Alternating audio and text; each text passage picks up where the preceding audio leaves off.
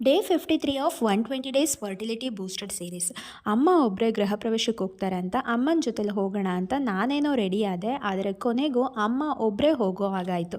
ಯಾಕಂದರೆ ಇವತ್ತು ಲಾಸ್ಟ್ ಮೂಮೆಂಟಲ್ಲಿ ಬೆಳಗ್ಗೆ ನಮ್ಮ ಪತಿ ದೇವರು ನಾನು ಬರ್ತೀನಿ ಅಂತ ಹೊರಟು ಬಂದಿದ್ದಕ್ಕೆ ಅಮ್ಮನ್ನ ಬಸ್ಸಲ್ಲಿ ಕಳಿಸಿ ನಾವಿಬ್ಬರು ಬೈಕಲ್ಲಿ ಹೋಗೋದು ಅಂತ ಡಿಸೈಡ್ ಮಾಡಿದ್ವಿ.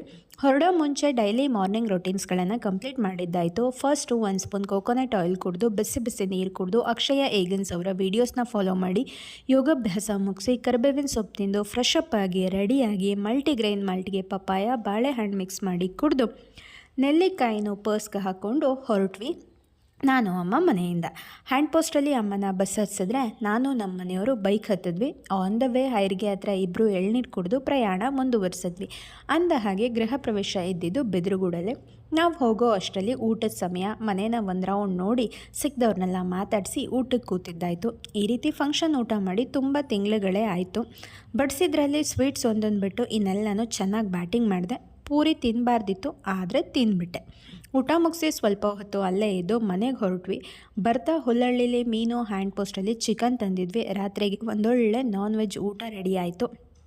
ಇವತ್ತು 2 ಟೈಮ್ ಫುಲ್ ಮೀಲ್ಸ್. ಹಾಗಾಗಿ ನಾಳೆ ಬೆಳಗ್ಗೆ ಎಕ್ಸ್ಟ್ರಾ ಯೋಗ ಪ್ರಾಕ್ಟೀಸ್ ಮಾಡಬೇಕು. ಎಕ್ಸ್ಟ್ರಾ ಕ್ಯಾಲೋರೀಸ್ನ ಬರ್ನ್ ಮಾಡಬೇಕಲ್ಲ, ಅದಕ್ಕೆ.